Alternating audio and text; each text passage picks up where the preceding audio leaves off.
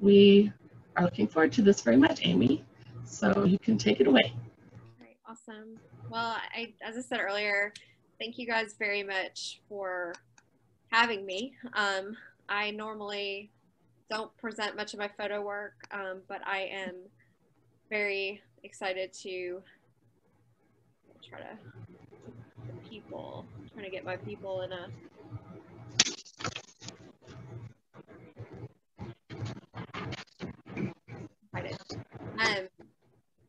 I was asked to present this for another camera club in California last month, and so I was able to pull it together. And as you know, Kathy stated, I've been doing a lot of work this summer, and I'm very happy that you guys are interested in it and want to see it. I'm proud of the work, and I think it just tells a lot, a story of what's happening in the United States. So I think you guys got a little bit of the introduction about me, but I am a photojournalist, and I'm a writer, and I'm also an engineer. So kind of my day job is I own an engineering consulting company, and I live near Cincinnati, Ohio, and in New Orleans, Louisiana. And typically I specialize in music and entertainment photography, and have done that for the past 13 years. And I spend my summers and really all year round covering music festivals across the U.S., like Lollapalooza or Coachella and all these kind of big music events. But over the past 3 months, I have pivoted to news photography and photojournalism, really documenting the civil unrest that's happening right now in the United States following the death of George Floyd in Minneapolis. And I guess it's sort of a blessing that my engineering work with COVID really went away for about 4 or 5 months because of not allowing visitors on site into manufacturing plants. And so I was able to have time and energy to actually go out and do these things. So typically my work really, I usually shoot the music and entertainment for the Associated Press and AP Images. And my work is seen often in Rolling Stone and New York Times, Washington Post, National Geographic for some of my travel work. And so I, really do love photography, but I also love my engineering work. So I've been able to, by having 2 different businesses, be able to manage my time to be able to balance that over the past 4 or 5 years.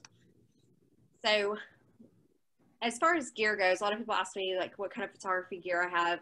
Actually, I've always shot with Nikon cameras. I have 2 Nikon D5s, kind of the whole all the lenses, and typically I usually shoot with 2 bodies when I do music in particular, because we only get 3 songs usually, and there's just not a lot of time to switch back and forth lenses. So I typically shoot with the 24 to 120 millimeter lens and a 70 to 200. And I do that as well at the protests. I also have tried to convert or partially converted to the Sony, and I have an A9 and A7 and 2 lenses for that, the 24 to 105 and the 100 to 400. And I use those cameras for kind of street photography and sports. They're fantastic for sports and high-speed things. I shoot tennis some, so the eye tracking is wonderful features on those cameras. But honestly, I feel the most comfortable with the Nikon. So all of this work that you're going to see that I'm presenting today was shot with the Nikons, because it's kind of some crazy situations, and I want to have a camera that I kind of know like the back of my hand and can use. And it's also very, very durable, so it can take a hit, and I know that about the gear. This is normally what I would be shooting. You can see here a Foo Fighters photo and a Kiss photo. So I love rock music, but I shoot all music genres all summer long, and even through the winter I do music cruises and festivals and iHeartRadio stuff. So, I really do have a passion for music and live music photography. So when you shoot music photography, people want to know, like, how do you do that? Basically, you have to apply in advance for each event. You do this either through the publicist, the record label, or the venue, or the band directly. You really have to have an outlet to shoot for, so some sort of blog, magazine, or wire service. And it's very regulated on where and when you can shoot. It's either going to be the photo pit right in front of the stage or the soundboard, and it's usually always only 2 to 3 songs. So you really have to be fast. It's very super competitive because there's a short time frame, limited space. People aren't the nicest, you know, all the time. And so what I tell people is if you're interested in music, you know, really start practicing in kind of the worst lighting conditions possible in local clubs or events. And then once you learn to do that, you can really handle, you know, anything, because the lighting situation is really difficult with music. But it's been interesting because the music photography really has helped prepare me for some of the things that I've been doing this summer, because most of the activities are taking place at night in the dark. There's a lot of crowds, and, you know, being able to navigate that, like music festivals, and just kind of being in aggressive situations like you would be almost at a festival or a concert, a rock concert. So it's been interesting. Also staying up all night and doing that schedule is very similar to what I might have, you know, in the summer. So why did I decide, you know, to go out and cover protests? Basically, for the first 60 days, almost 90 days of the protests, or since March, at the beginning of lockdown, I didn't go out. I didn't take any COVID related assignments that were offered to me. I was very scared of the virus, and I was not working in my engineering job, and there was no music. And so I was home for the first time and really taking the virus very seriously. And then on May 25th, obviously we all saw what happened with George Floyd when he died in police custody, and he was detained, knee on his neck, for 8 minutes and 46 seconds as he cried out he couldn't breathe. And we saw it all on videotape. He basically was murdered in front of everyone. And obviously the phones and this, you know, the ability to record what's happening is really changing the way that we see how these incidents are unfolding across the US. So riots and protests broke out immediately in Minneapolis and across the country. But even at that point on May 25th, I hadn't decided what I was going to do, and was still very nervous. And then on Friday that same week, he was killed on Memorial Day. I woke up and I saw a CNN reporter get arrested live on air while covering the protest in Minneapolis. And the same day, President Trump tweeted that if you loot, we shoot, to his millions of followers, suggesting violence toward protesters. And this was kind of my final straw with the whole situation. And I realized that for myself, I wanted to go out and see it. There's very biased news coverage on cable networks. Like, all cable networks are really opinion-based at this point. It's very hard to get what I feel like is true news unless you're really going to the AP or to Reuters, you know, the true unbiased news sources. So this summer for me has become kind of all about go see it for yourself and, you know, make your opinions and cover it as a photojournalist so other people can see this. And so that's really what got me out. I kind of shut my computer, called my husband, was like, I'm going. And I really haven't looked back since. I've been out for over 100 days now, about 113 days. And I've been to 16 cities across the US to cover both sides of the story. So you're gonna see that I've covered Trump rally and Black Lives Matters protests, patriot rallies, you know, armed militias, really everything kind of that encircles this what we're seeing in America right now, which is very disruptive and a lot of unrest. So with protest photography, there is some research that's required. You need to understand, you know, really social media. Everything is on social media now. So really, I spend tons of time now on Twitter, which I never used Twitter before, Facebook, Instagram, really trying to find out where to go, what's happening when you're in a city, and meeting people, obviously, through networking.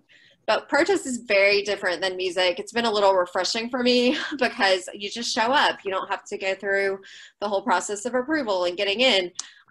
You do need to wear a press pass. One of the biggest problems that has happened this summer is that, like, for example, in Portland, they passed a law saying that obviously an injunction that the feds couldn't attack or arrest the press, which should be kind of a given with the Constitution, but they had to do an injunction for that. But then after they did that, all these protesters started putting press all over their clothes and their helmets and everything. So it was very, very difficult for the police and the federal agents to tell who were the real press and who were people who just had press on their clothes that were normal protesters participating. And so that's created a more dangerous situation for the actual press because they can't distinguish. And so that has been alarming as well. The other advice I give is take a buddy. And I tell people this, like, even if you're going to a regular protest yourself, have a buddy. And throughout this, even though I haven't covered all of this stuff for AP, I've used another wire service in the UK that I work for regularly for most of it. I have worked with AP on some of these assignments. And AP also gives me regular updates on safety protocols. They've had some photojournalists attacked in several cities. And so they call and tell me always their updated protocols. And their biggest advice always has been from the beginning to take a buddy. So if you do get arrested, if something happens to you, they can help. There's also new concerns about photographing protesters. I've been extremely frustrated at times because you're really there and nobody wants you to be there. The police are not nice to you. The federal people aren't nice to you. And then the protesters start to attack you. There's a lot of rumors that falsely have been spread. I think stemming from the Ferguson riots that happened years ago, that people are recognized based on their faces and photographs, and then some of the protesters got murdered after that happened. And they've proven and traced back that it really wasn't as a result of photographs or anything. There were other issues. Even their family members have spoke out, but there's still this underlying issue that somehow people online are going to find them and get them. And so sometimes you run into these issues where people don't want to be photographed, even though most people are wearing masks and face coverings and are really not recognizable. And the other thing we try to explain to people is that there are high definition video cameras all over these city streets. There are live streamers that are filming every single move of this thing that are being live streamed, that's saved permanently on Facebook and Instagram. So, it's just kind of a constant discussion that you're having, but several times I've been in very uncomfortable, unsafe situations with protesters as well. Be aware of your surroundings. Just like in music, I'm always like, where are the exits? Like, how do I get out of here if there's a problem? Be prepared to walk a lot. I've joked this summer that I've kind of been on the riot diet because you have to be ready to walk the 6 to 10 miles, with these protesters, skip meals, just drink lots of water, stay hydrated. Now the weather's cooling off, so it's nice again, but Louisville in July and August is pretty warm.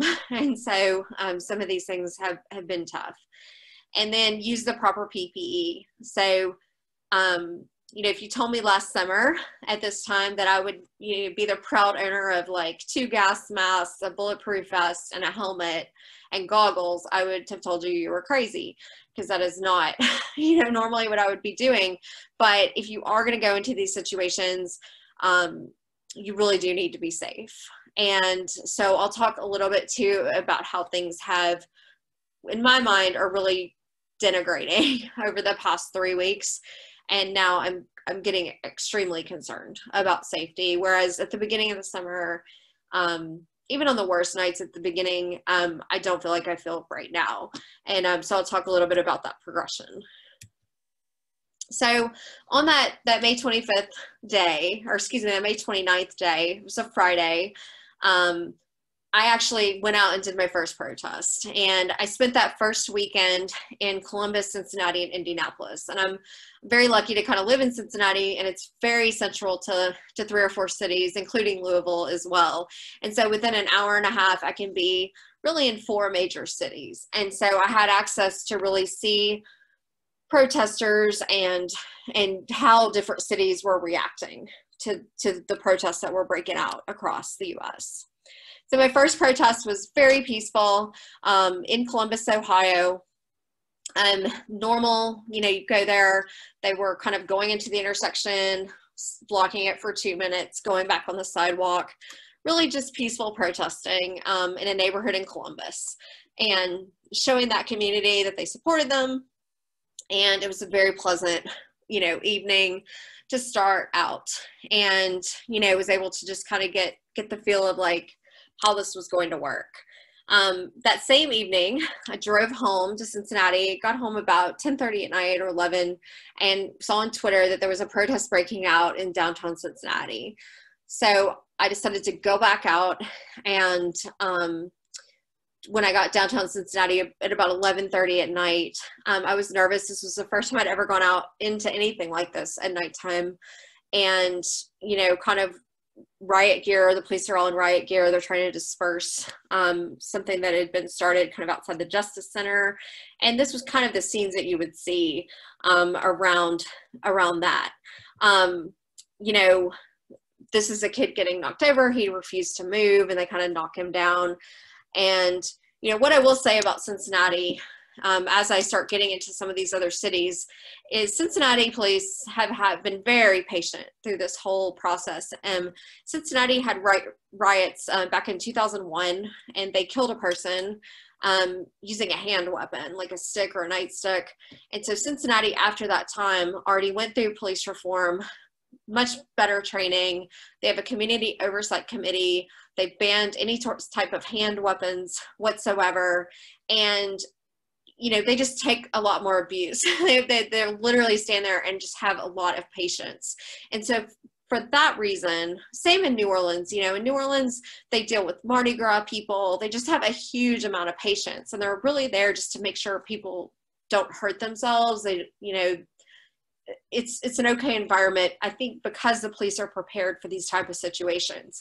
So even though this picture is this kid getting knocked down, they actually helped him up, you know, walk past him. He wasn't really hurt.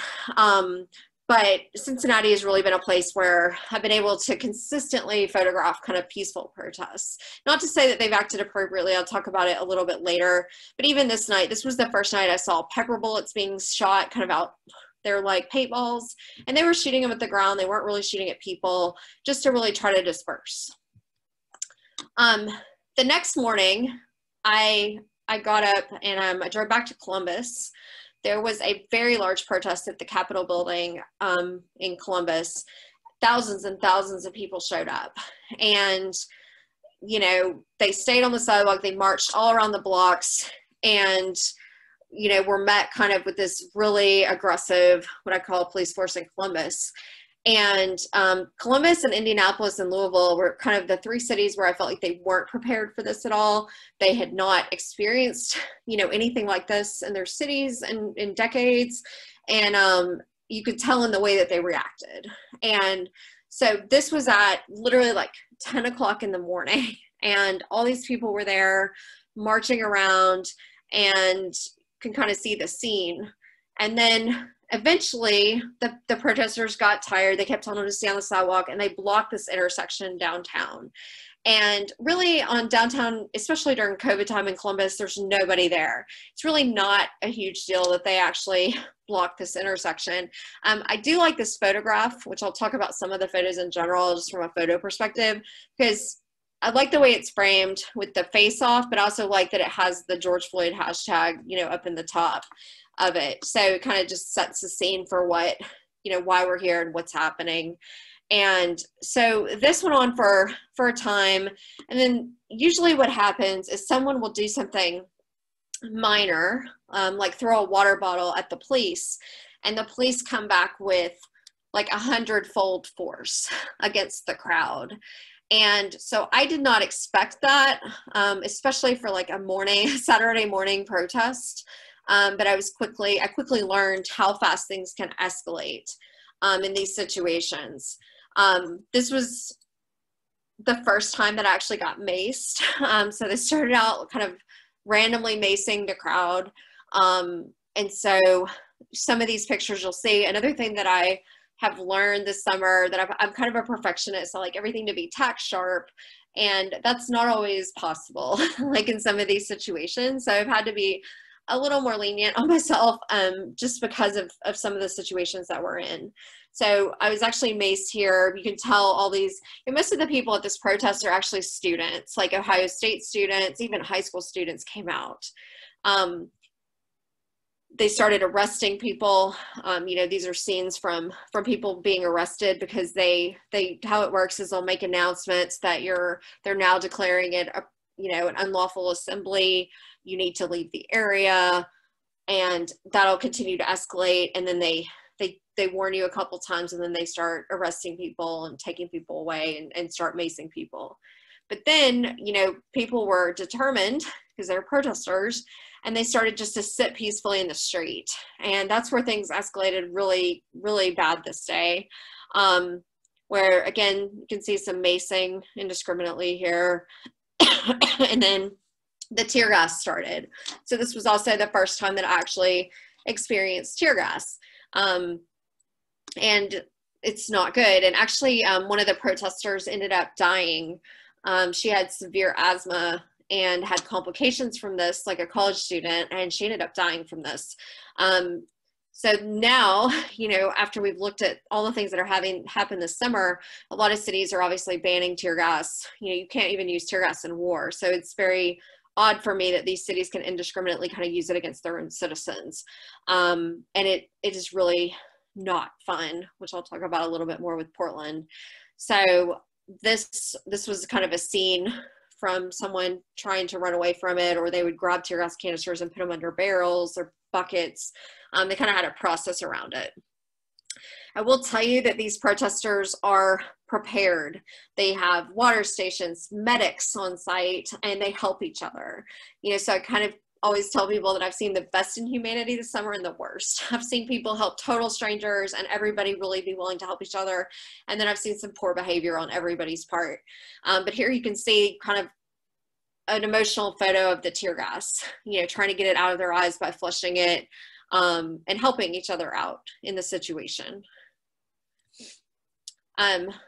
That same day, after the protest in Columbus, I mean, I will say in the protest in Columbus, they ended up bringing out horses and a giant SWAT vehicle and just really crazy tactics just to clear that street around noon on that Saturday. But after that finished up, I went home, and then I decided to go to Indianapolis that day. I hadn't had enough, I guess.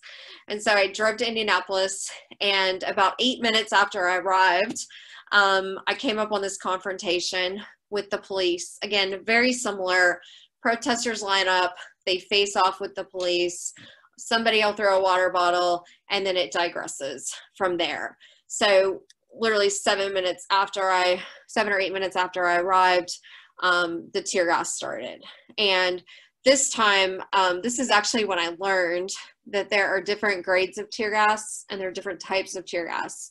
The stuff that was used in Columbus, I found was more like, it was terrible, but it was more of an irritant, where the stuff that they had in Indianapolis was fired out of cannons, and it was severe. And at this point, I had to back up. I was throwing up.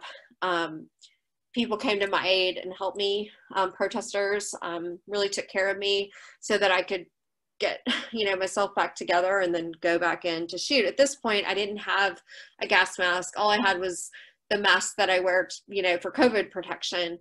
And so at this point is when I started to realize, you know, maybe I need to get some different gear to be able to do this. Here you can see some protesters being arrested again. You know, I feel like, you know, it's interesting because the protesters definitely want you there when they're being arrested or when there's a confrontation with the police, because they know and we know that if we're standing there filming them, photographing them, there's going to be less likely chance that they're really going to get hurt or the police are going to have extra force against them. So I have seen situations this summer that I know probably if I hadn't been standing there, they kind of look up, they see you, and they start acting different. And so, you know, I'm happy that at least some of the police actually care and react. But it does make me nervous about what happens when we're not there or when no one's looking. This is a scene from Indianapolis. It was just surreal. You know, honestly, I go to Indianapolis all the time for music stuff, and it was just kind of surreal to see this in the United States. The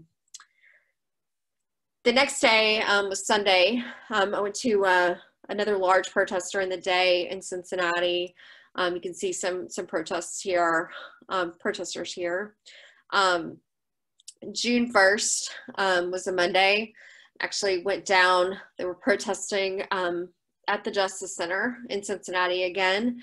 And this was an interesting day.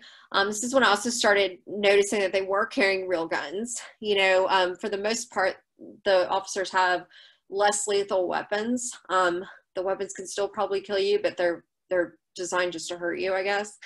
But basically, I thought this picture was interesting because I was like, that was the first time I noticed that there were actual real guns on site.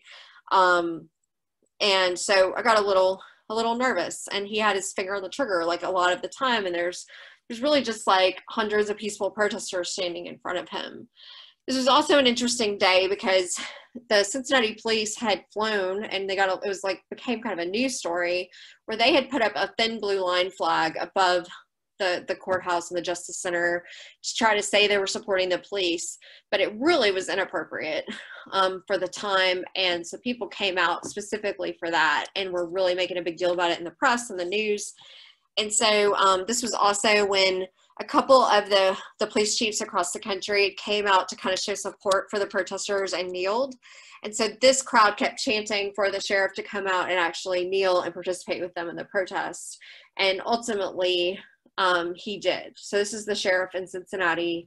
He came out, he took a knee with them to try to show some solidarity, even though they had kind of screwed up that morning by flying that flag, which they had also taken down by this point. And so, you know, there has been some effort to try to move forward. And again, this was June 1st. So on June 6th in Indianapolis, I went back. One of the things I'll say about this picture is I do still try to look for light. You know, some of these situations are very stressful. You just do the best you can. But I still try to actively look for light and try to take beautiful pictures. So I put a few pictures in here that kind of just show like what I think are pretty, and I found some light. And here's, both of these are from Indianapolis. It's kind of a sunset march, kind of that great hour to show some of these photos. So I also headed down to Nashville. I'm originally from Tennessee. I have a lot of friends and family there. And so I kind of have a connection to the city. And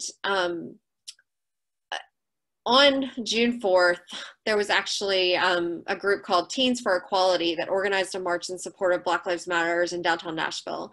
And the group leaders were 6 teenagers aged 14 to 16, which just blew my mind. And I thought this was just amazing. And they had literally almost 15,000 people showed up for their march. And it was on a Thursday afternoon. And here's one of the girls, and she's very emotional about it, because I think she just couldn't believe kind of the impact that they could have. And it was such a proud moment, because you know, kind of gave me a little hope for the future, that these people, you know, that were activists and teens and people really trying to do something good for their community. Here's what it looked like. You know, I tried to get different angles if possible. So I ran up and jumped on this wall, kind of above this area. And sometimes people tell you the best camera that you have is the one you have available. And obviously I had my real cameras, but I took this with the iPhone. I have iPhone 11. It has a wider angle on it. And I run photos from my phone on the wire services. They get picked up, this photo, around a lot of places around the world. And so it just kind of goes to show you that you use what you have and it can work. But just also trying to get different angles. This was interesting for me because, you know, the officers really take a lot of abuse. You know, they have to stand there and face off with these crowds, and the most terrible things are said to them. And I can tell you that the African-American officers get the most grief for how they can stand there and support the police brutality and be a participant in it. And so this photo to me was representative, because, you know, they were facing off and trying to have a conversation between a protester and this African-American policeman. You can also tell, you know, try to do some detail shots.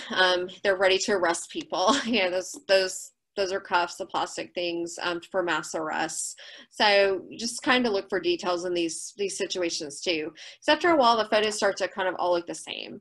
And you really have to push yourself to take different angles, try to look for different photos, even in the stressful situations. This photo to me was important because this is like Tootsie's, it's world famous, you know, it's on the lower Broadway. And this scene was just surreal to me because I grew up kind of going to this area of town and my whole life. And so I've never seen anything like this.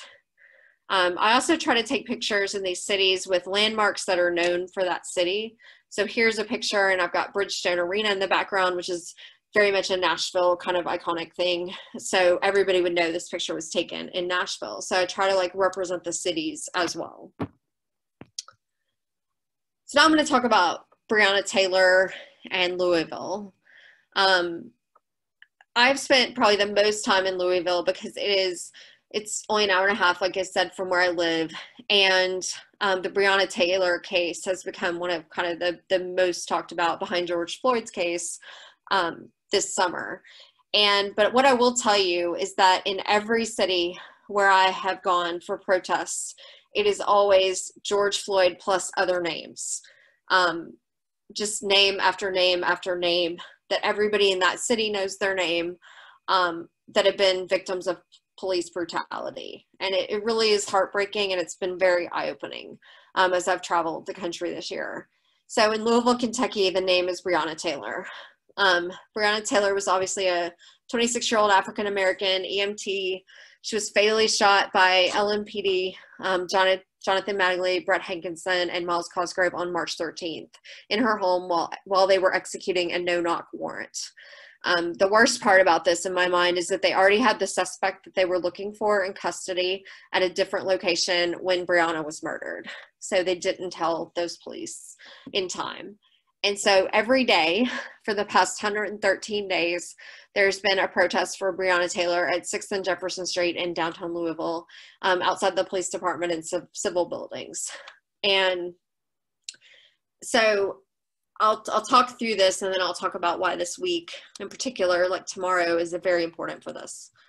But I started going to Louisville on June 1st. And this is one of my favorite photos from the summer, actually, because I love the detail of it. She had the mask, and it just very much is representative of kind of Louisville this summer in this Breonna Taylor case. This is a civil rights activist. I want to get his name right. Charles Elliott, and he actually marched with Martin Luther King when he came to Louisville in the late 60s. And he came out one night, even during COVID, to address the crowd, and there was quite a large crowd there this day, probably hundreds and hundreds of people, to tell them, you know, how he was passing the torch to them. And so this was kind of a really special moment that, you know, he's too old to do this anymore, but, you know, he's so proud of the people that have kind of taken this up as their cause. And it's sad, obviously, that we're still having to do this like decades later. This is a protest again in the streets of Louisville that same day where they were marching through the streets. Here's another interesting moment where the police came out several times. You know, I've seen them where they come down, they try to have dialogue. Like when dialogue can occur between two people, I've seen progress, you know, I've seen really good things happen. But this is a case where one day, this is the same day where police were trying to make some sort of progress. And I am trying, you know, like I said earlier, I'm trying to be very unbiased about this. I'm not out there protesting with the protesters. I'm not on the side of the police. You know, I just am really trying to tell the story in a fair way. And so you'll see people, I think, that skew this. It wouldn't have shown this moment where the police are trying to talk to them. So it's really important for me to try to tell the whole story. Here is the National Guard. The National Guard was deployed because of the protests on June 1st, and things got extremely violent on this night when I was down in Louisville. You can see here, this group of people is facing off with a police line. The other thing that had happened the day before, this was a Monday, on the Sunday, is David McAtee had been killed by the National Guard when, for some reason, they had tried to go to an external neighborhood to break up people being outside. And David McAtee was kind of a figure in the whole community. He fed the policemen. He was like just a local, you know, person who had a barbecue place that everybody knew.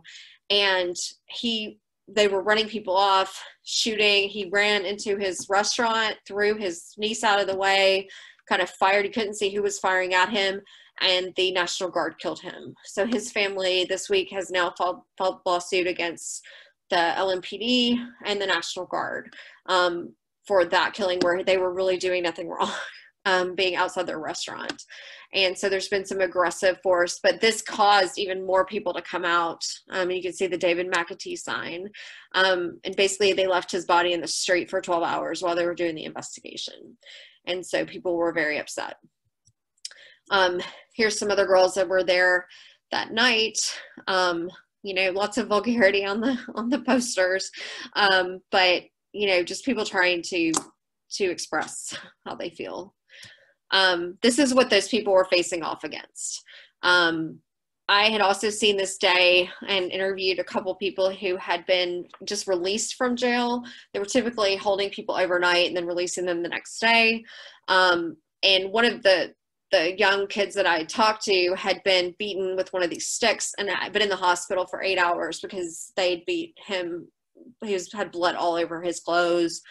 And, you know, I just do not like these hand weapons. Like, I think that it just causes, you know, massive damage to people, even though they consider them a less lethal option. And so this is what that crowd was up against. They also fired tear gas, a pink flavored version. And this night too, actually have had a lot of acts of, I guess, what I would call violence against press or myself. And this night I actually filed under the press freedom tracker because they completely targeted me and shot me with paintball or the pepper balls, just all over me. And then they tear gassed us, of course. But it's, you know, sometimes it's really hard to know whether you're just in the mix and they're not targeting you. But they had seen me, they looked right at me, you know, and they fired at me.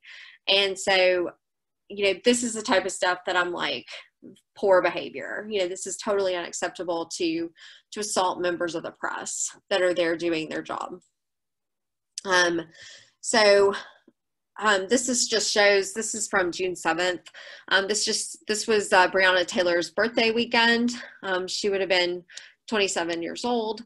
And she has a memorial in the square. It's evolved from this even, but this was like her birthday memorial that actually took place, which was, you know, a special time in the city for the protesters that were coming every day.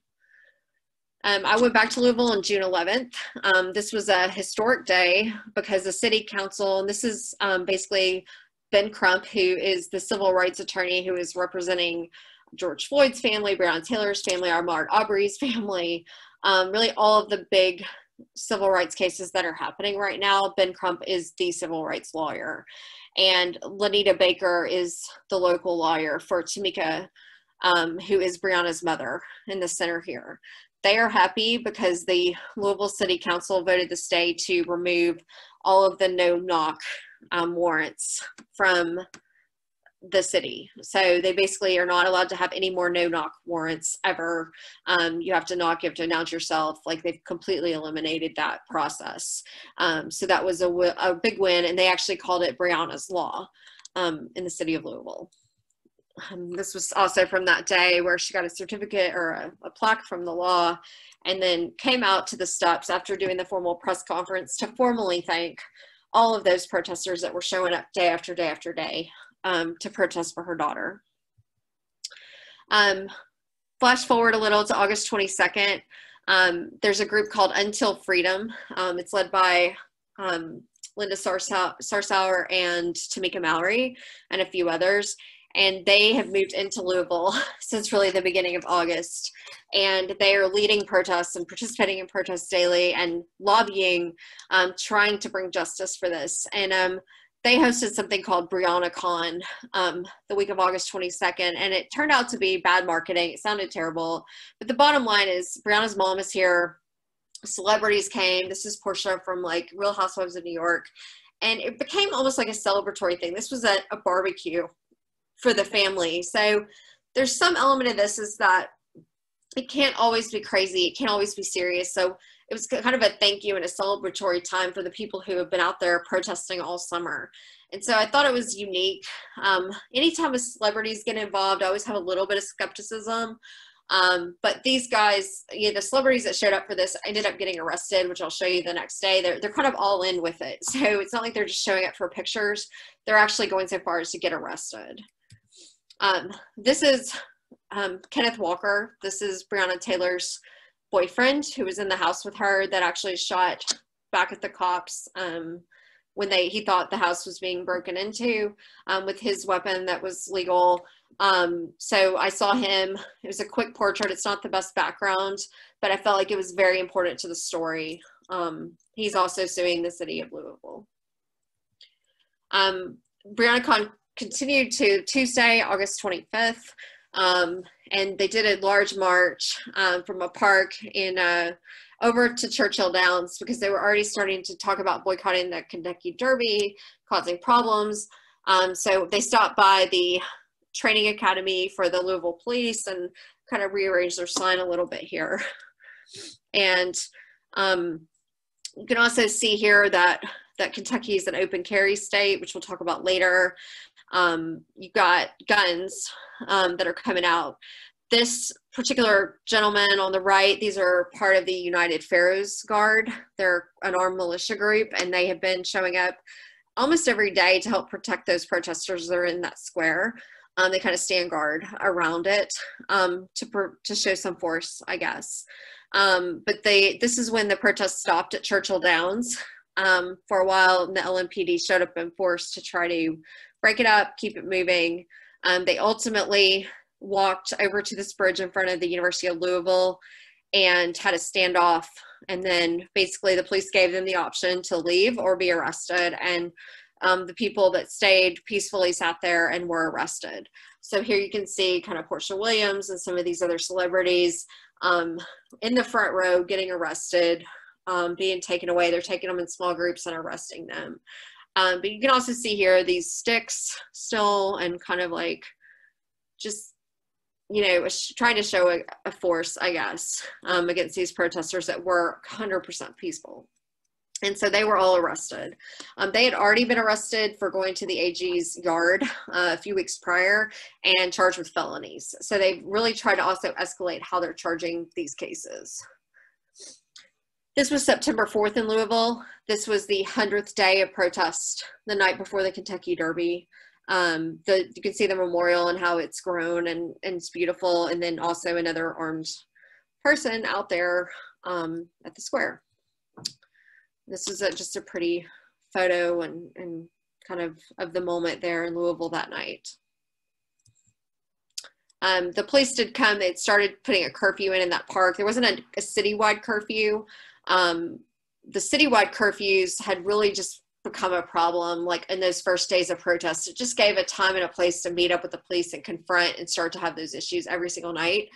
So most cities found that curfews really were not effective and backed off from it. The Louisville people only put a curfew in that park. They wanted people out of that park by 11 o'clock at night. And so they actually showed up that night to try to clear the park, but people just went and stood on the sidewalk. Ultimately, there was a standoff, and then the police retreated. One interesting thing that I saw was this. This is a new police vehicle in Louisville who showed up. And I asked them, I'm like, what is that on top of this? Because I hadn't seen this before. And he's like, oh, it's our water cannon. So they have now got this technology, in Louisville. And I've really only seen that type of aggressive force used in places like Hong Kong. And so this is alarming to me. This is alarming that basically these city police departments are becoming militarized. And so you'll see images like this, more and more. On September 15th, this was last week, I found out about 2 hours before there was going to be a press conference in Louisville at 2 p.m. that to go down to figure out that the city was settling their civil lawsuit with the family of Breonna Taylor. And basically her family was awarded $12 million last week in the civil case against the city of Louisville, as well as instituting police reforms, more police reforms on top of the no-knock ban. And then her family was very insistent that they weren't just going to take money. They wanted these police reforms to happen. I'm not going to read all of these, but it was a very monumental moment because it's the largest financial settlement for an African-American woman ever awarded for police brutality in the US. And it's really one of the largest settlements ever awarded in a police brutality incident. And it does set a precedent. Adding on the police reforms also made it historic. So I went down, and this is a picture when they came out of the courthouse from the press conference. You can see the lawyers and Tamika here. One thing I want to mention is there's different framing for things. Like I like this photo. I think it's a moment, but I also cropped it like this. And I think there's also beauty in that. And so, you know, I think looking at these in different perspectives, some people might argue this is more powerful than this. But you know, it's all in what you prefer or what story you're trying to tell. I will mention the reason I'm a little anxious tonight is because basically there's a state of emergency declared in Louisville right now. They are anticipating that the Attorney General of Kentucky is going to be announcing, they thought today, but within the next 2 days, whether they're actually going to move forward with prosecuting criminal charges against those 3 officers who killed her. And it's definitely not a black and white issue for sure. But there's just a huge amount of tension in the city of Louisville, and I'm scared there's going to be extreme violence almost if they don't prosecute in some way, or at least send them to trial. So basically the case was shown to a grand jury late last week, and the grand jury is deciding whether to move formally ahead with the charges for not only those 3 officers, but 3 other officers who were involved in the event. And so it will definitely be national news tomorrow or the next day. So I'm probably going to take a red-eye flight back tomorrow night after I finish working to be in the city, because, you know, I feel like I've been here for this one through every kind of major point, and really do want to feel like I need to be there to finish, not to finish, this isn't going to be over, but for this kind of occasion. So you do, I would say, get invested in some of these stories. I went to Tulsa. I drove to Tulsa, wasn't feeling comfortable flying at this point. Basically, the Tulsa rally, I'm sure all of you heard about it. President Trump announced that his first in-person campaign rally since the coronavirus outbreak would be in Tulsa on June 19th. This outraged so many people because it coincided with Juneteenth, the celebration to end slavery in the United States. He was also planning the rally in the city of one of the worst horrific civil rights incidents in American history on Black Wall Street in Tulsa. Trump ultimately moved the date of the rally to June 20th. So I drove to Tulsa. I didn't know at that time whether I was going to be approved to shoot. You have to apply for credentials to shoot any presidential event. But I was driving there anyway because I thought there might be issues outside. I wanted to shoot the Trump supporters. I wanted to shoot the Juneteenth celebration at Black Wall Street. Al Sharpton was coming. Like, I didn't know what was going to happen, but to me it was like part of the movement. And then I went. Juneteenth was the Friday, and I actually went over to Black Wall Street, and it was very much like a celebratory party atmosphere, like a block party, families, you know, clowns, whoop, you know, places for kids to play. It was very much a celebratory place. You can see here some detailed photos again at this event. Al Sharpton came to speak and talking about how important it is for this movement and to continue. Obviously talked about his disdain for President Trump at this point, and, you know, made this important, you know, to be there for the city of Tulsa. Here you can see just kind of showing where, like, the event, some different ways to look at angles when I was shooting this. Their Trump supporters obviously were there. I realized pretty quickly after I arrived though, because I'd heard like, oh, there's gonna be hundreds of thousands of Trump supporters, and how it works is like anybody can RSVP to go to a Trump event, but it is first come, first serve. So there's many people who, back at his height of like running in 2016, like they would wait days, like, to get into these rallies because so many people showed up. It was at capacity. They'd get shut out. So there's people like this guy dressed as the Wall who follow Trump around. Like, literally, I talked to people who'd gone to 16 rallies, you know, last year or the year before, and they just constantly kind of follow him around like the Grateful Dead or some big rock band. So it was very interesting to talk to some of these people as well and kind of get their take on what was happening. Most of these people are really happy. They're very nice to you. They don't see a lot of problems. And so there's some elements of that are pretty scary. Here's another one, this guy with the big flag. I've seen a couple places. This was a protester who showed up at the rally. She made a point, like, she actually came in and tried to get in. They saw her shirt. They're like, you're not allowed in. You're uninvited. It's a private event, which I thought was really strange since she's a citizen. Anybody can RSVP, but just because of her shirt, they would not let her in. And so she purposely got arrested. They were dragging her out. So that was kind of a little bit of excitement for a minute. This is the girl handing out the masks that they required to wait in line with, but no one was required to wear inside the event. I also have never seen like as big of a National Guard presence as for any presidential event I've ever covered for the past 3 elections that I did at this event. They just had a huge amount of military and local police everywhere, thinking there could be incidences, but there was not. Here's just a couple candidates of people walking into the event, no masks.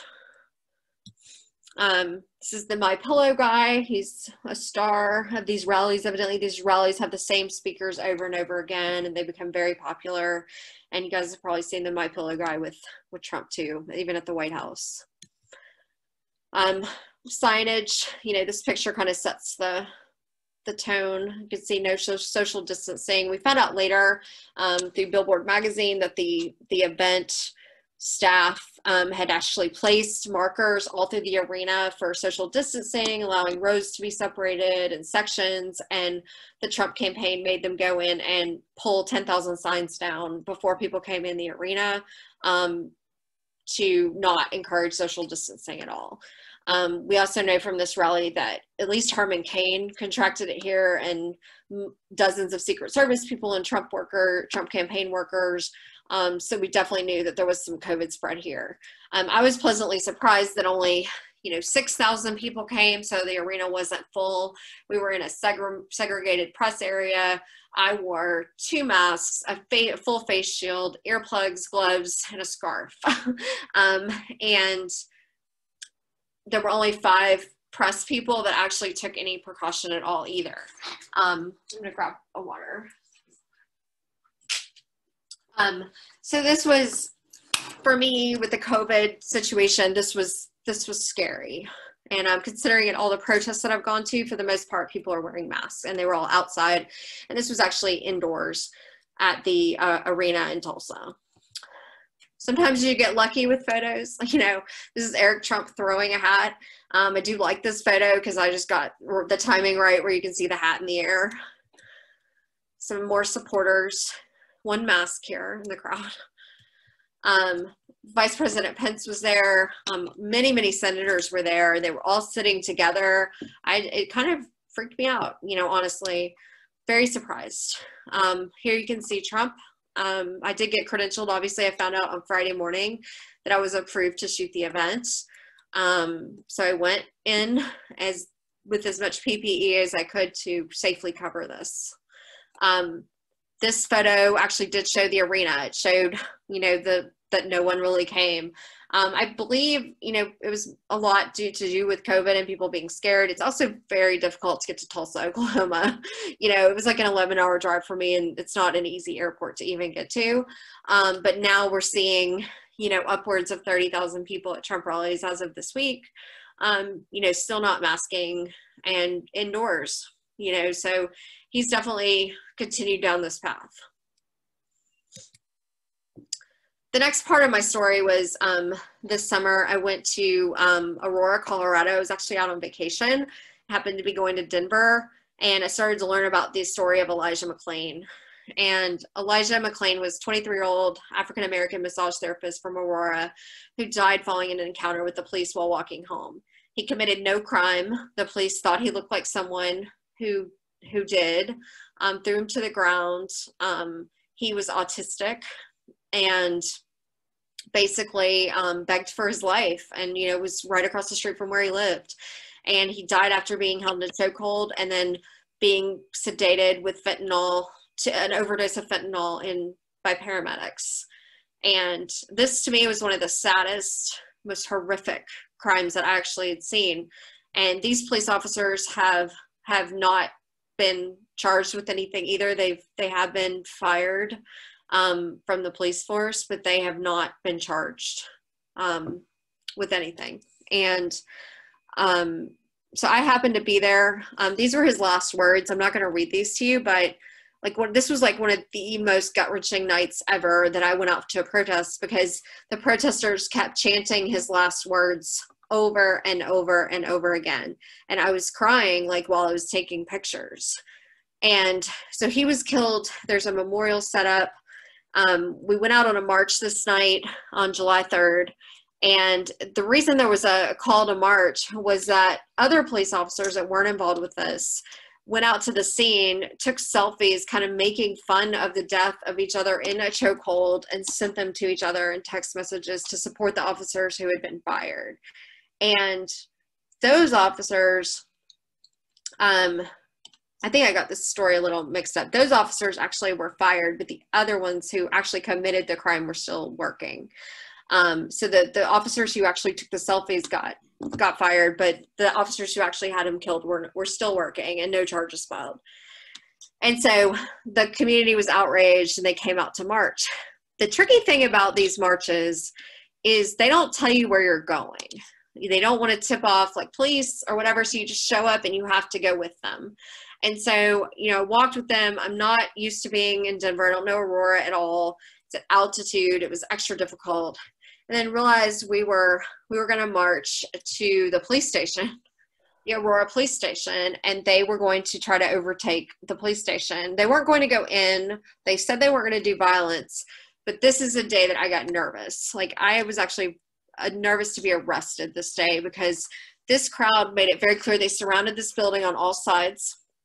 They started shutting down the streets by building barricades, and they were going to occupy this space and not let the officers, there was supposedly 13 officers inside, they were not going to let them in or out, or anybody else in the area. You can see the police came out. They were videotaping the crowd as well. Everybody's always videotaping each other. They had real weapons again.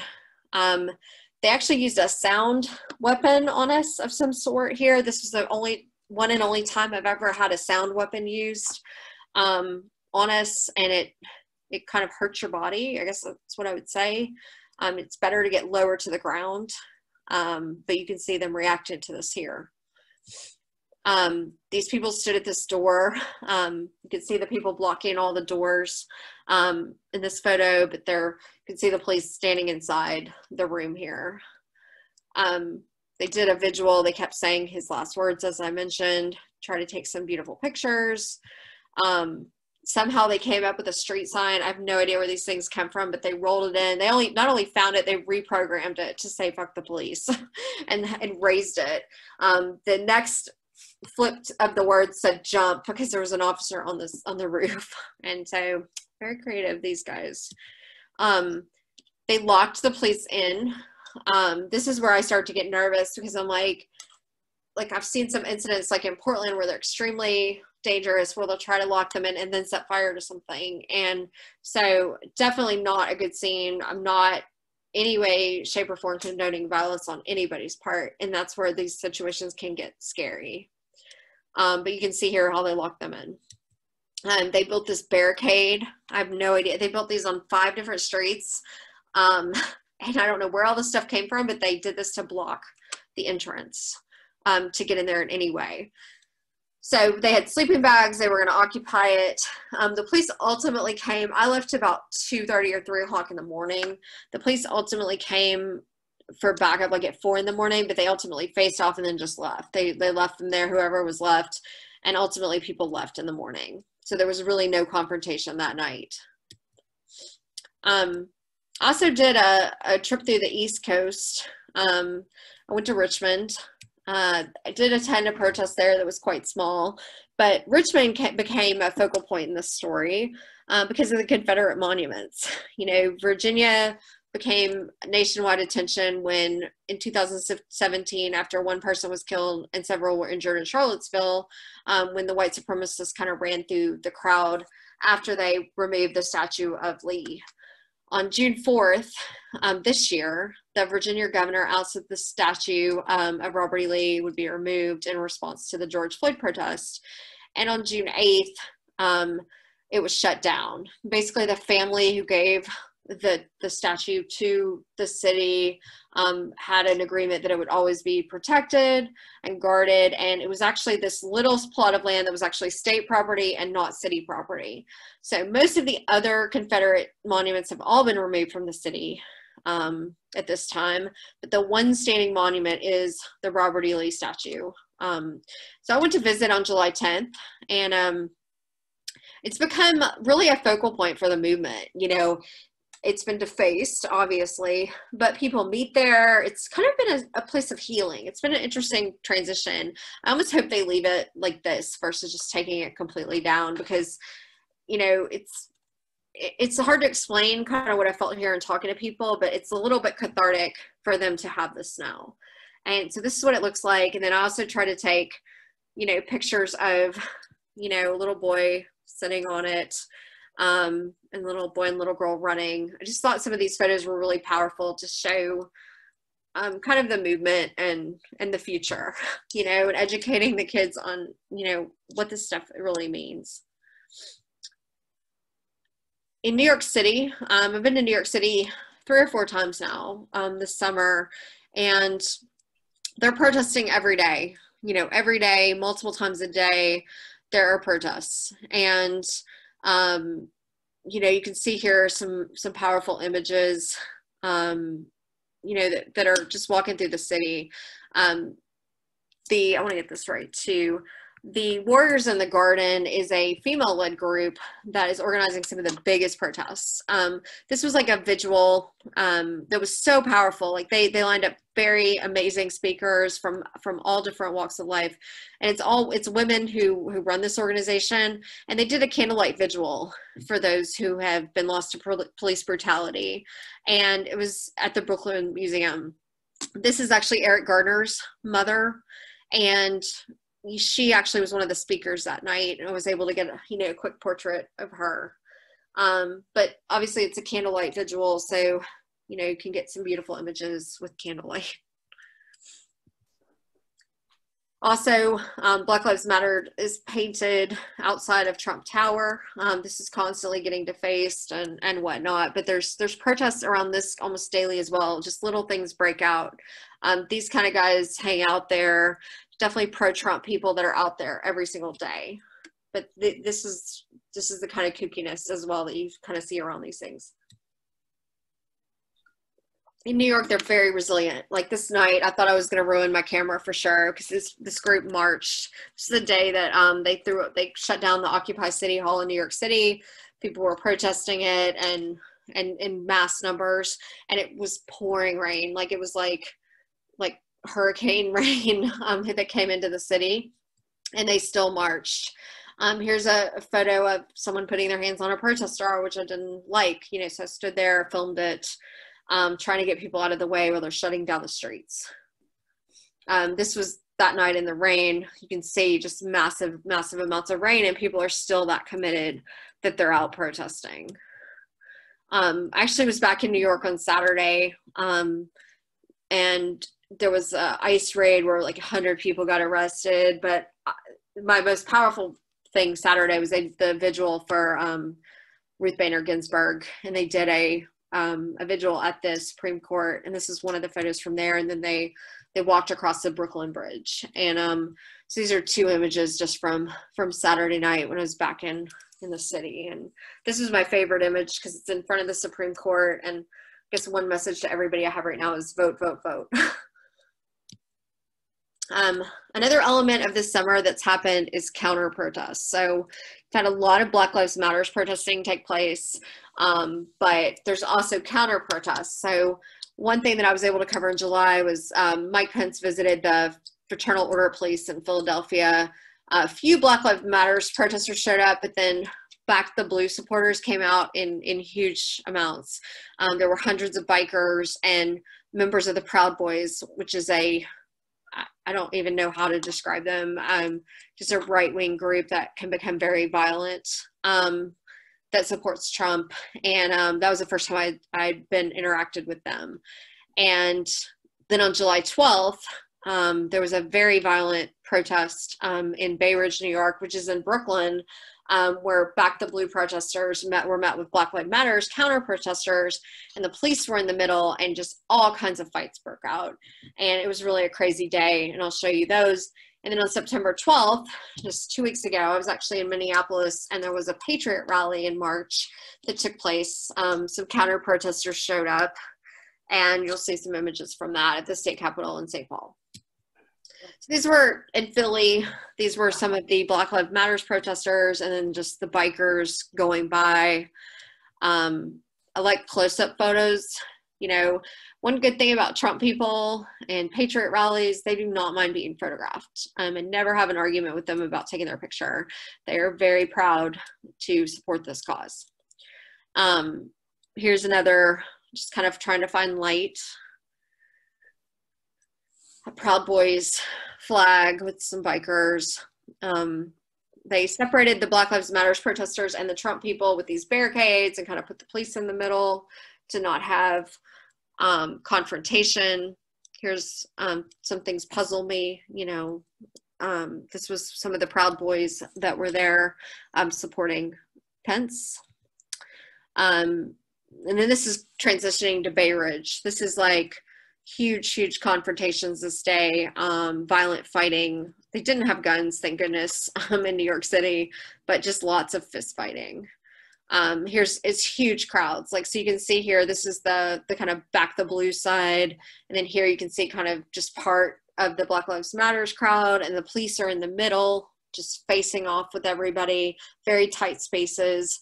The good thing here is most people are wearing masks, and it's outdoors. Lots of just confrontation, lots of energy and emotion at these type of things. Here's burning an American flag again. This is a girl trying to stop, like get people to back up and try to like calm down a little bit, because she knows people are going to be arrested, and trying to stop it. Here's another guy kind of facing off. The police take a lot of abuse, as I said before, you know, bullhorns, screaming terrible things at them. This is St. Paul, Minnesota. Again, this is just last weekend, Patriot rally, guns. There were some guns here, and they marched to the capital of Minnesota. This picture, I can't stop looking at it. I think it's so disturbing on some levels, and great light. This picture is one that I took, and I'm like, this is representative of where we are right now. This is a family an event where people brought their whole families. So like this picture, this is also a Patriot supporter. I don't understand this flag. One regret I have is not asking him more about this flag. But I thought it was a good image with the state capitol kind of in the background and the way it's framed. You can see more children here. Again, trying to set the scene of the time and the place with the Capitol building. No, people from there would know that's Minnesota. This photo just made me laugh because this lady with the sign, it looks almost fake, but straight out of the camera. You can see here there were armed people at this protest. They stand right in front of the state troopers. These state troopers were blocking the Black Lives Matters protesters that were on the other side. There were only about 20 protesters who showed up, and there were hundreds of these Patriot rally people. But some of them, of course, had guns. They just stand freely right in front of the police. Nobody says anything to them. I called this the Battle of the Hedges because the Black Lives Matters people would face off on the hedges with these Trump supporters, and they just scream at each other, scream nonsensical things back and forth to each other. So that was that was hard to watch. They did end up arresting one of the protesters. There's something laws in Minnesota, I guess, where if you register your rally and kind of, you almost like rent the space, even though it's private or it's public property at the Capitol. So they can actually charge these protesters with disrupting this rally or this thing that's been reserved on the property. So I'm sure they got some minor charges. A lot of times they're dropping these minor charges, but they are arresting people. And so I was able to shoot that. I was actually supposed to stay in New York when I went the first time for 9 days, and things started getting really aggressive in Portland. So I actually went out to Portland. Portland's the place I spent the most time straight, and I spent like 2.5 weeks out in Portland. In July, federal troops were deployed to the federal courthouse building in downtown Portland to defend the federal property after protesters had vandalized the building. The citizens of Portland did not want the federal troops there, so they started nightly protests that drew thousands to confront the officers. They very much had a shared goal to get the feds out of Portland. So I spent the time there photographing. These protests were like clockwork. Like every night from 8 to 10, there were speeches about Black Lives Matters on the steps next door to the federal courthouse. At 10 o'clock, we lined up in front of a fence that had been built outside the courthouse. At 10:30 or 11, everybody's in line. About 11, they start throwing projectiles at the building, which can include, fireworks, bottles, cans, like whatever they had, and start setting little fires. And then about 11:30, the feds start warnings, and then the first tear gassing comes. This was the craziest thing I've ever seen in my life. I mean, these people showed up in mass every night. I mean, not hundreds, but 2,000 to 15,000 people some nights came to stand and protest these people at this courthouse. And everybody probably saw these pictures of the walls of moms, but there were moms, dads, grandmothers, uncles out there doing this. And it was crazy. And every other city that I'd been in, once they got tear gassed once, they would leave. Usually they disperse, they go home. But in Portland, they just go up 2 blocks, kind of regroup, and then come back. And they would repeat this all night, 7 to 10 times. And then the federal agents, about 2 o'clock in the morning, would come out on the streets and just start attacking people with paintball, with the pepper bullets, with rubber bullets, and trying to get them back and, disperse them. There was some things that may or may not have been legal about that. There was really no risk to the building, which is all they were supposed to be there doing. But yet every night they still came out and attacked the crowd. And so there's some legality around that. I'm sure that they're still fighting. But this is a picture of the wall of moms. And you can see, gas masks, helmets, ready to go to be tear gassed. This is the type of crowds that we were seeing. Just so many people. We had veterans and disabled veterans lining up on the front line. The thought was that it would be harder for the federal agents to attack and tear gas veterans or moms and grannies, but it didn't really seem to make a difference. So you can see some detailed pictures here. I took this through a hole that had been cut in the fence to try to frame it. You can see these people were federal agents that they weren't marked. We really didn't know. Some of them were ICE. Some of them came from Department of Homeland Security. Some of them were, military, different branches. So it was very hard to distinguish. There were no names on them. It was very, very difficult. It was not, it seemed not okay that you couldn't identify anyone who might cause you harm in the United States. Here's a picture of the tear gassing one night. They used leaf blowers. I'm sure many of you have heard about the leaf blowers, but these leaf blowers work. These leaf blowers protected me many nights where they would blow the smoke back onto the federal agents. It worked so well that the federal agents confiscated some of them and used them back at them. So it became like a battle of the leaf blowers. It was very odd. Here you can see the medics again giving medical attention to someone who had actually been hurt in the protest every night. And then as I progressed through this, I became, through this whole summer, I guess, I became less and less fearful of things.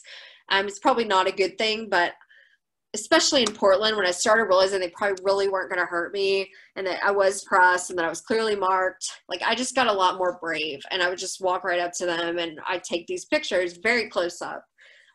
They knew who I was. The feds actually started talking to me and interacting with me and helping me get to the safer places a little bit, even through the last nights, which was odd, but they were trying to root out like who the fake press were as well. And so it was just a very strange situation, because they would try to help me, but then 20 minutes later, they shoot a tear gas canister at my foot. And so I don't know, it was a very odd situation. Here's a protester getting arrested there. They projected onto the Justice Center next door each night, different projections. This was Fed cops out of PDX. The fence became a point of contention. You know, they're really trying to pull down the fence. And then on, this was a Saturday night, July 25th, they actually pulled down the fence. And it was really strange, because they had like 15,000 people there and they easily could have taken the building, but no one crossed the line of the fence. But the feds came out like they were being attacked, which they kind of were. But it was full on attack mode. This is the night where I actually got hurt. I was shot with rubber bullets that are really made of metal. I was like bleeding through my clothes, and I was fine. You know, ultimately I was fine, but it was scary, I guess. And the amount of tear gas was just unbelievable. It was insane. And so you can see here, just kind of in the heat of the moment, some blurry photos, but I think were representative of what was happening. The fence is down. People are still there. They're still protesting, you know, against them. And this is what they're armed with. They're armed with these Tupperware container shields and plywood shields and umbrellas to protect them. And everybody has makeshift masks and helmets, and, you know, it's insane.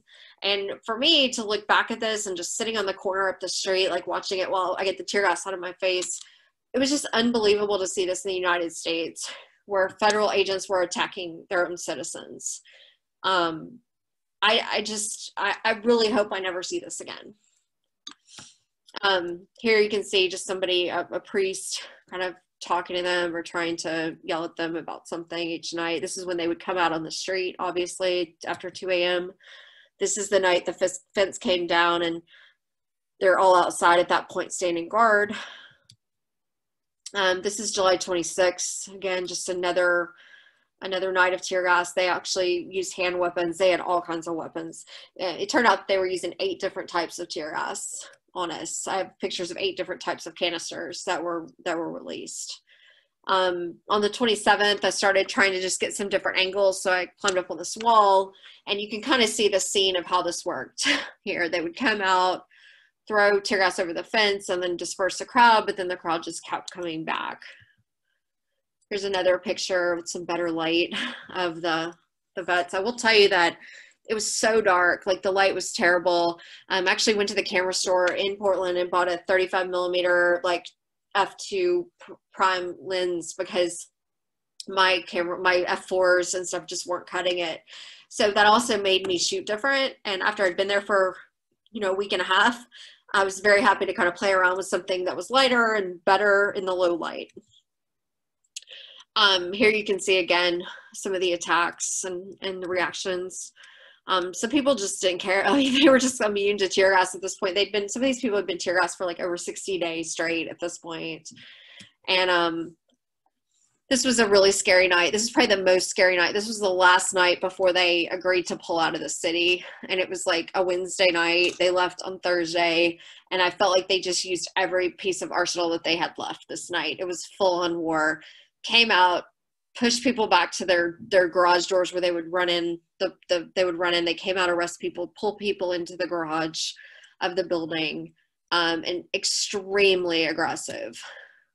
Here you can just, this was like a good closing shot to me, because it's like, peace out, goodbye, like we didn't see them again. And then here's just the green tear gas, my least favorite flavor, I will mention. And another girl getting medical attention with their eyes. This is one of the best images I got. This was that crazy night. This was protesters throwing fireworks actually at the feds and then them reacting with force here. And then after the feds left, the protesters still came, but they weren't, you know, it kind of died down over the next few days. But somebody made this homage to them on the night kind of that it was over. And this was one of the last nights as well. Like I just kind of took this final picture of an Army veteran, like standing there kind of trying to talk to them and asking like, why are you doing this? This isn't what you're supposed to have an oath to do. Why are you attacking citizens? And it was an interesting conversation. Chicago, I went to, I put off going to Chicago because I was scared. Because Chicago, the violence level just on a normal weekend is high. And, but I went there with my friend. I have a protest friend who I've made in Tulsa, and we've been traveling to a lot of these things together to be buddies. And, he wanted to go. So we went to Chicago. We started out photographing these protests, and they were super emotional. This was a protest for like 10 mothers who had lost their children to police brutality, and they all had their pictures. I want to get this right. This is Abel Rosales' mother, Bertha Rosales, and this was a case again. You know, he died on June 10th, 2020. So then he just had died like 2 months prior. And just, you're crying, like hearing these mothers talk about losing their children. But that weekend, like everything was fine. We're going to fly out on Monday, and then all hell broke loose on Sunday night in Chicago. There was a police shooting in a park. Misinformation got out about it on Twitter, that it was like a young kid underage, and that wasn't true. And the details around it weren't true that got put out.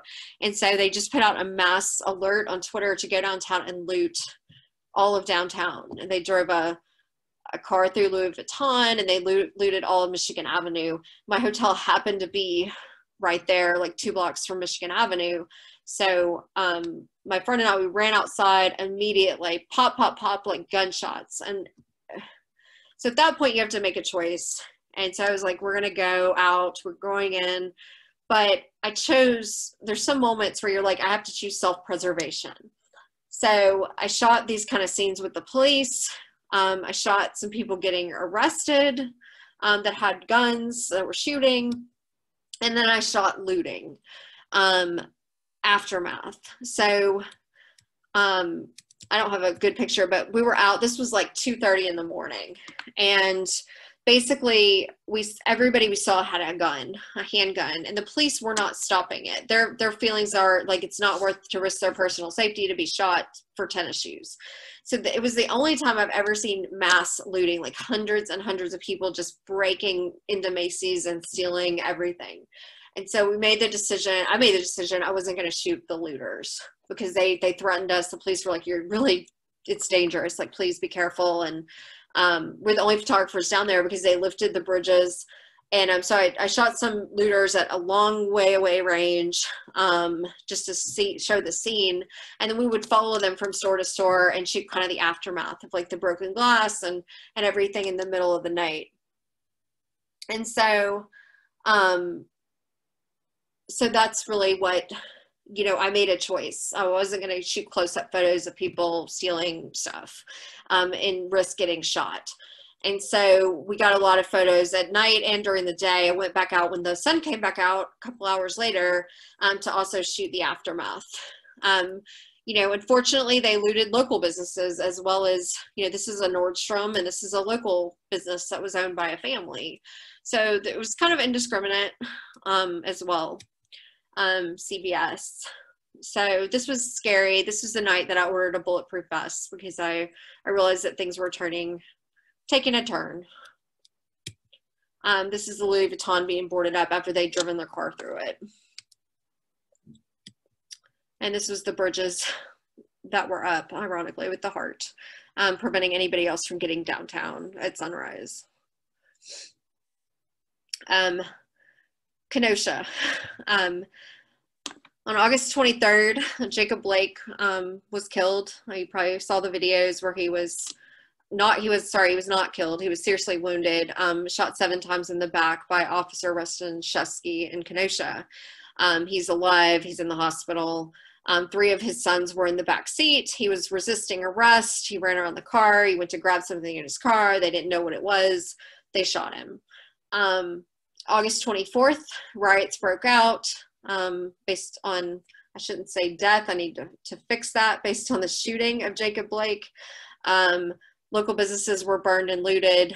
And on August 25th, the armed militia members showed up, one of which was 17-year-old Kyle Rittenhouse, who ended up that evening shooting and confronting 3 protesters, killing 2 of them on a second night of protest. He's been charged with first-degree intentional homicide along with many other charges. One of the scary things I'll mention is that Kyle Rittenhouse has become a hero to many of the right-wing militias that are out there. And they have made him a martyr. They've said, oh, he was there putting out fires and saving the city. And then, you know, it's just become a very twisted tale, I think, of what actually happened. I got to Kenosha on Wednesday. I was told that the National Guard, or the feds, were being deployed. They built a fence around the courthouse. They tear gassed people the night before, and I was thinking it was going to be another Portland situation. It turned out that after those people were killed, that everything actually calmed down. I think it actually freaked out everybody involved. And but I did get to take some pictures of the city and the damage. But there was also another very strange situation that occurred. There's marches every day. In each one of these cities, there's local activists that are becoming, you know, really important to the movement in each city and encouraging nonviolence. And this is one of the local protesters there. But then about 7:30, like, there was a very strange incident when I was there. The police SWAT vehicle drove through the park. This is a picture of the actual courthouse, the fence you can see around it. You can't tell, but this guy over here in the right-hand corner has got a weapon, an AR rifle, and then Black Lives Matter was painted on the street. So I thought this was a good scene of Kenosha. But at 7:30, they showed up in their Kenosha vehicle and heavily armed. I do think it's funny the dinosaurs in the background. I thought that was funny at the time. And then all of a sudden they jump out of these vehicles. Unmarked cars came, and they start pointing real weapons, like guns, at protesters who had nothing, who were just standing there in the park. And they pull this guy out in the back, you can see here, and arrest him. And I was so alarmed because I was like, what is happening? Like, these are part federal agents and part Kenosha Sheriff's Department. So there were federal agents here in this scene.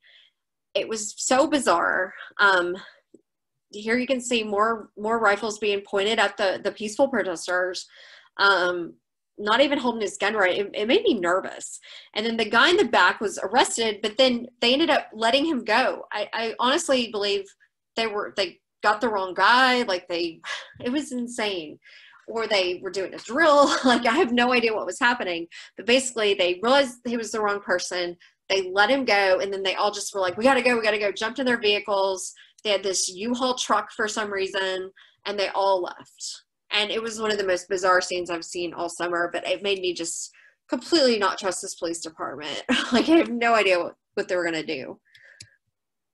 Here's them pulling out, you know, everybody waving, flipping them off, filming them. It was crazy. So over the past 3 weeks, some things have just really went south. Started out with the Kyle Rittenhouse thing, where armed militias have started showing up in cities. And I really strongly believe, I'm not like an anti-gun person. I'm from Tennessee. I believe people can have guns, but I do not believe that people should have guns at protests in any way, shape, or form.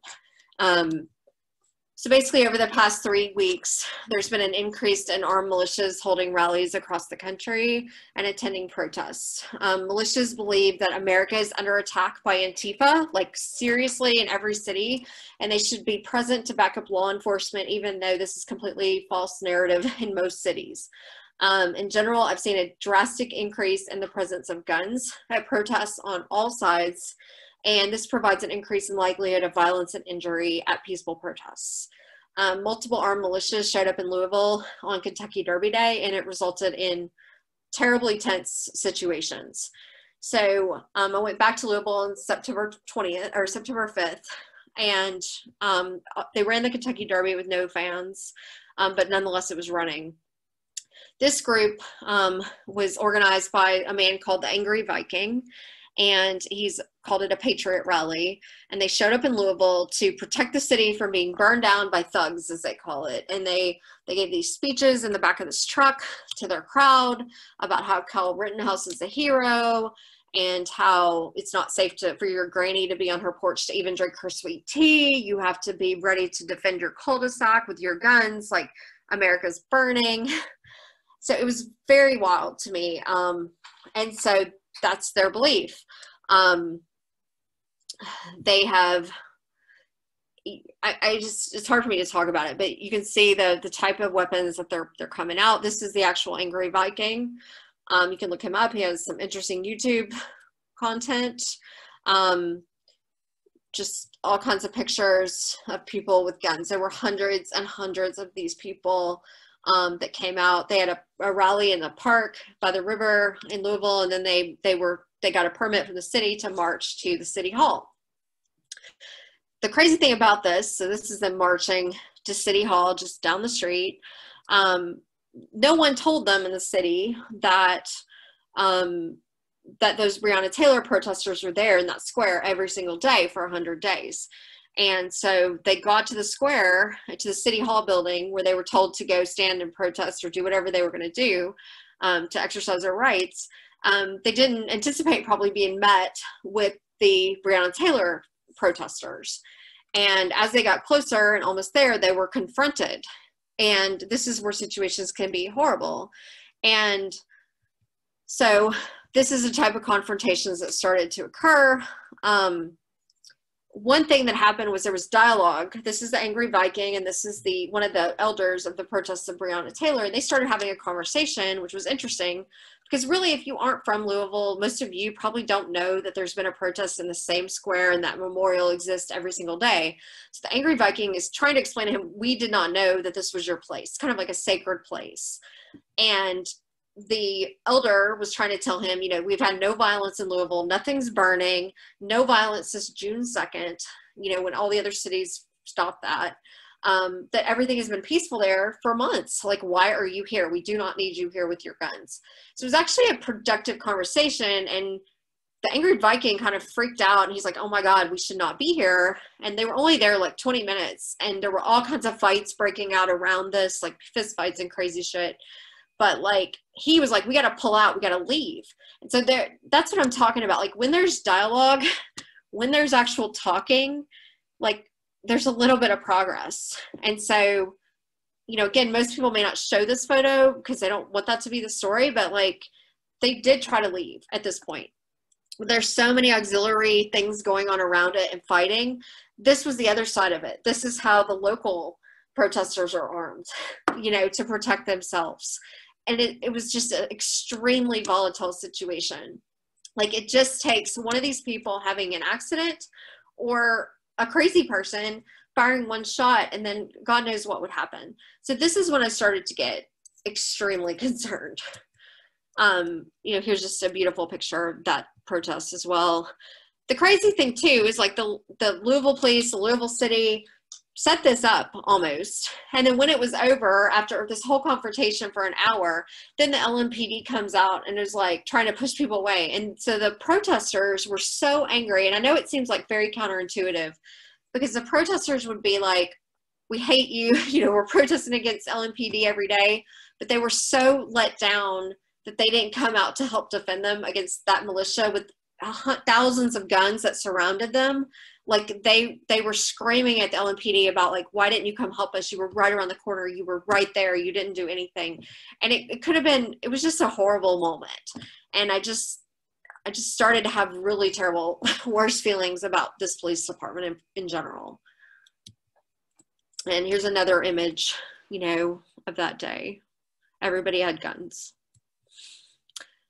Same day, there was another armed militia, a black armed militia that came to town to protest the killing of Breonna Taylor, and they were trying to shut down the Kentucky Derby. Obviously, it was already shut down, but they still showed up in force to go and sit outside Churchill Downs and make a statement.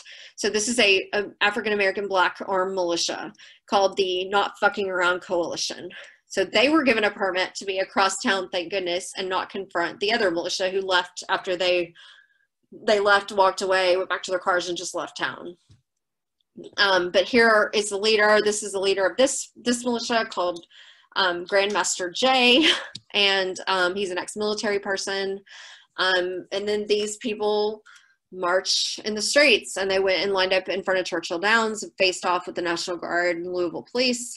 This remained peaceful as well, but the last time they were in Louisville, there was a accidental discharge, and one of them ended up shooting 3 of their friends. Day one when they got to town. So it's just a case of like, even an accident can cause huge problems. So this is funny, you know, this isn't funny, but this is like my pictures that were used in an article this week on the Daily Mail, which isn't the most reliable news source, but this is how the rest of America is seeing, or the rest of the world is seeing America right now. And it's just extremely disheartening. So I'm going to end this with Minneapolis, kind of where it all began. I didn't go to Minneapolis in the beginning days when they were rioting, because again, I hadn't decided what I was going to do.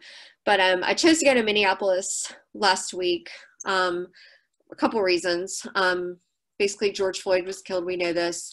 But the officers involved, Thao, Lane, Kong, and Chauvin, who placed Floyd in the chokehold, were basically facing their first pre-trial hearing Friday, September 11th.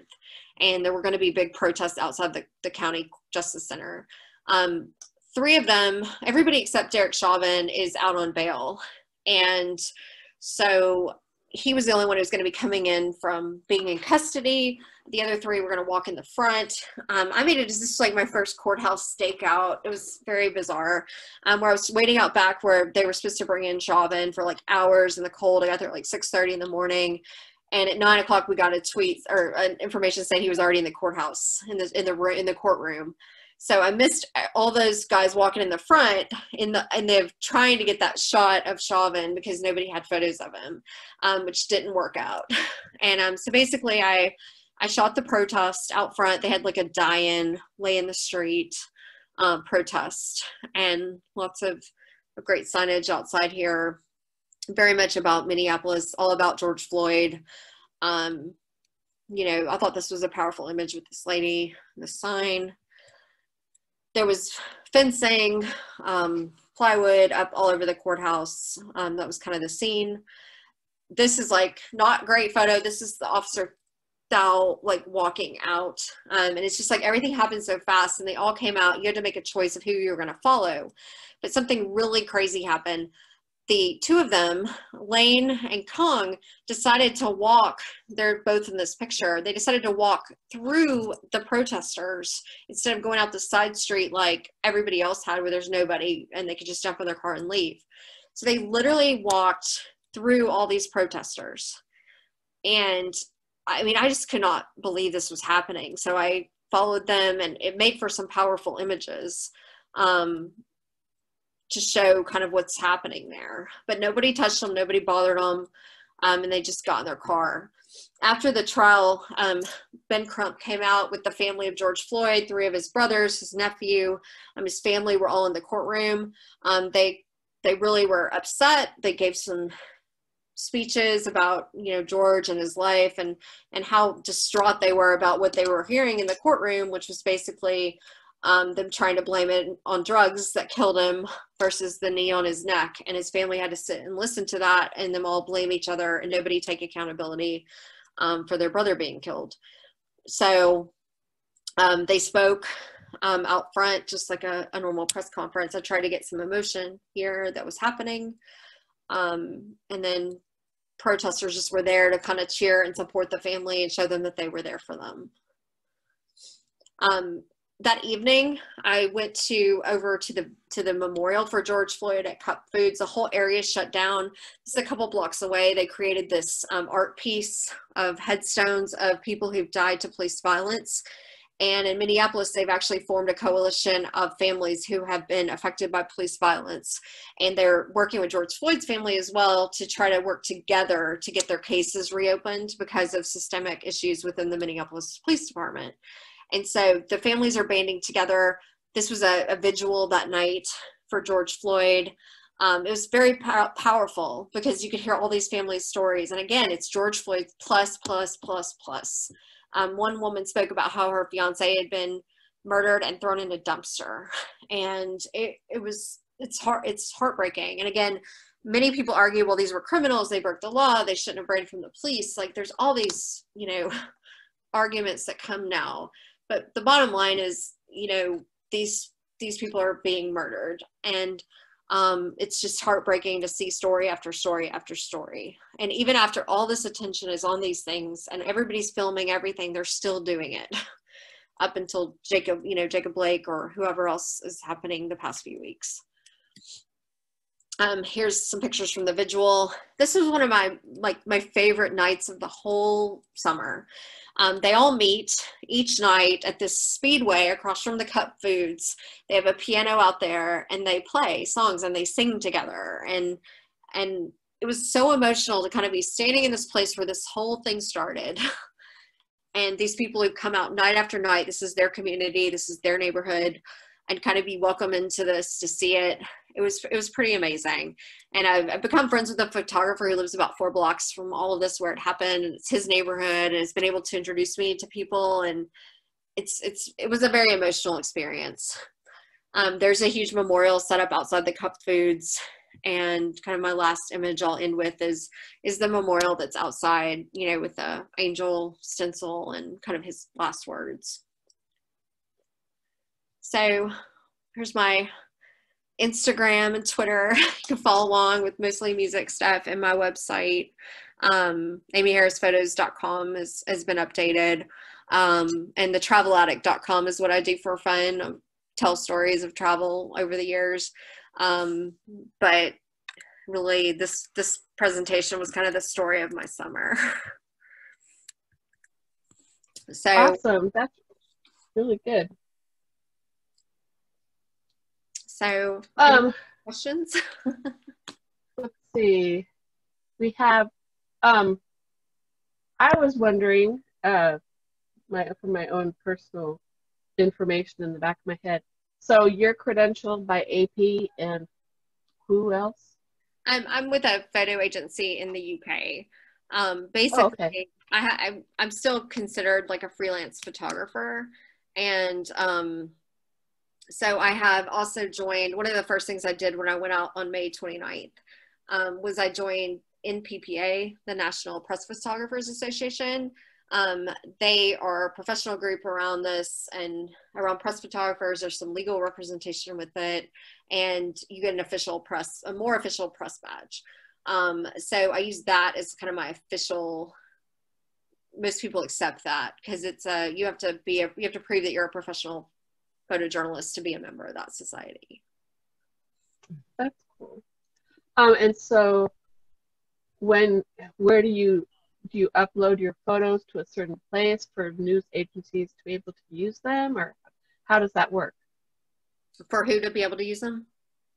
For media, like you said, you had pictures in the Daily Mail, and said pictures have been used around the country.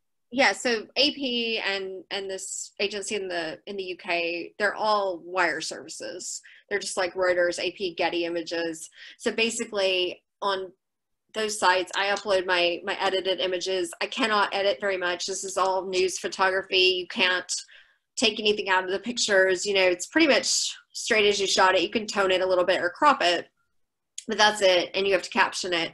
And then you upload it to the sites, and it actually goes out on the wire to like every newspaper, every magazine, and they pull. It's almost like a warehouse. So I have a large warehouse archive on AP and a large warehouse archive on Rex in the UK.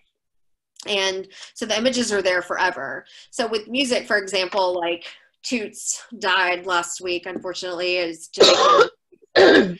They'll go out to AP and find any Toots photos, and then they'll run, you know, so they stay there forever. You know, it's most newsworthy like the day after it happens. You know, AP requires me to get photos up within 4 hours of the time I click the button. So it's super fast. And so oftentimes, like I'm fortunate because I'm able to have photo editors that help me. Like I have people that I hire a lot of the times who are with me, or in this case, I've had someone all summer who's been helping me remotely, who after I've shot or been tear gassed for 7 hours, I can't really stay up much more and caption things properly. So I have someone who I edit my photos down, I call them down, I send this quick or the few photos to him, he's captioning and uploading for me. So I've been fortunate that I've been able to have help this summer, and that's allowed me to be able to work more and faster. Photos that you have are amazing. Like you're right there, right in the middle of everything. It's very impressive. So Bob asked, he says, wonderful photography and a lot of courage to shoot in a lot of those conditions. I have a question as to music photography. I have pictures I've taken at various concerts. Is there any outlet for those, or do I run into rights issues? Is it possible to contact artists or their agents?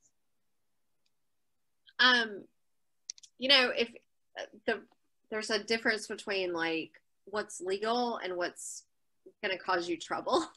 Like the music industry is terrible.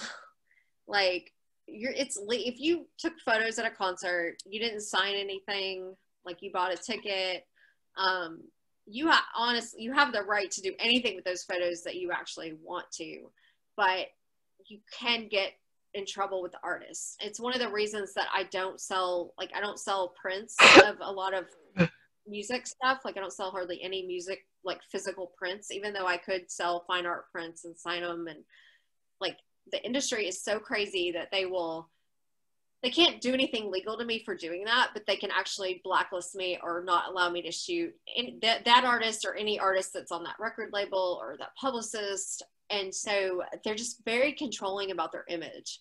So with music, I always tell people to be careful.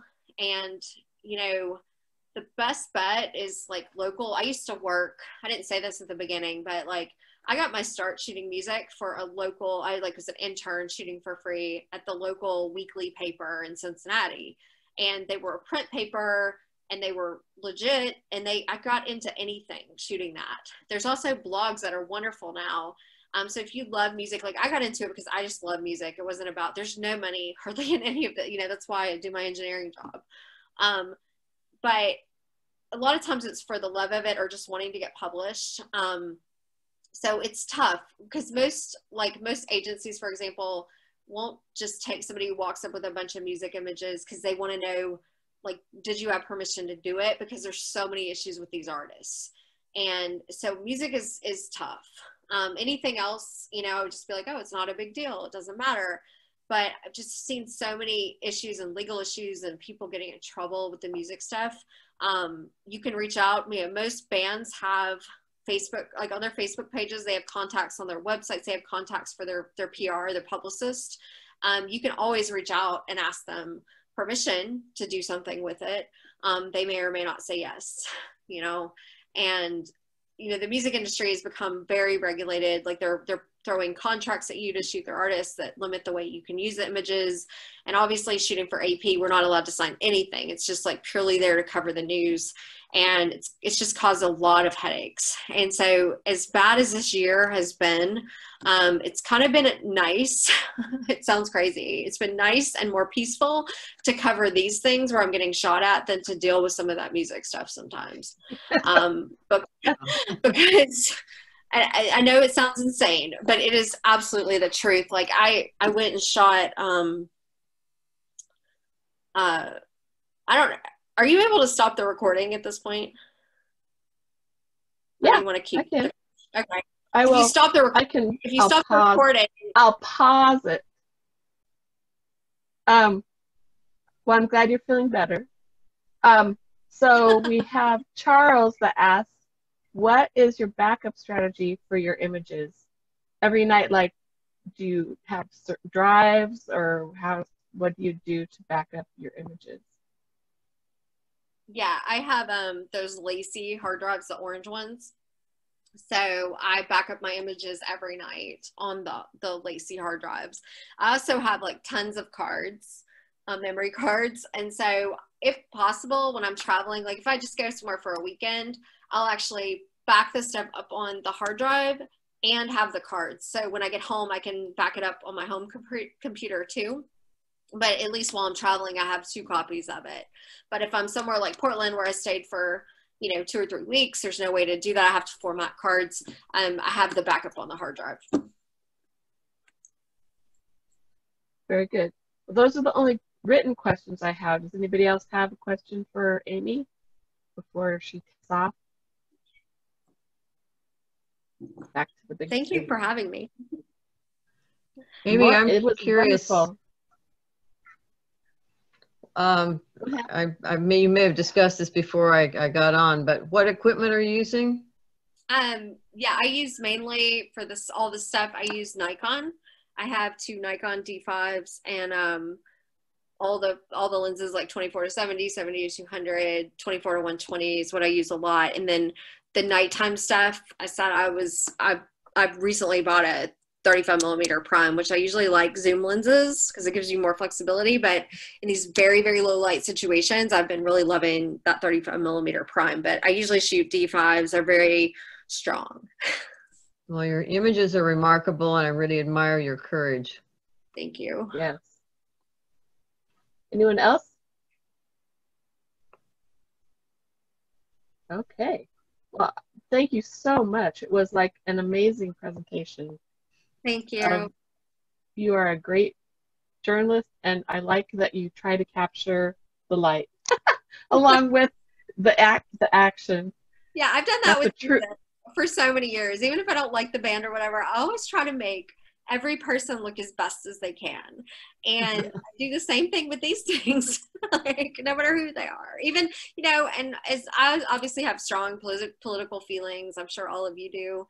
But even when I'm shooting candidates that I don't agree with or I hate, I would never run a bad photo of them. I still, in the back of my mind, I try to make everybody look as best I can. That's cool. Great. Well, thank you again. And everybody, don't forget to check the website for upcoming events and the Facebook page. And I think that with that, we can close. Amy, I'll go ahead and I will I'll send you a Dropbox link to the recording once it's available. Okay? Awesome. Thank you, guys. Okay. Very good. Good night, everyone. Bye. Bye.